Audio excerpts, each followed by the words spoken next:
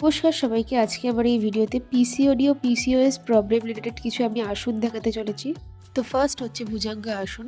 প্রথমে চেস্টের ওপর lie down হয়ে দুটো হাতকে শোল্ডার জয়েন্টের নিচে রেখে স্লোলি ব্রিদিংটা নিয়ে এক্সেল করতে করতে আসনটাকে 10 সেকেন্ড হোল্ড করে স্লোলি আসনটাকে ছেড়ে দিতে হবে। হচ্ছে জানুশিরা আসন।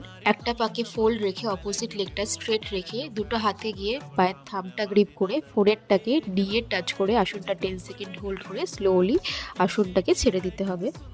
নেক্সট হচ্ছে সেতু বন্ধা আসন। দুটো পাকে ফোল্ড রেখে ব্রিদিংটাকে স্লোলি ইনহেল করে এক্সেল করতে করতে হিপ মাসেলটা আপ করে কিছুক্ষণ আসনটা স্টে করে স্লোলি আসনটাকে ছেড়ে দিতে হবে।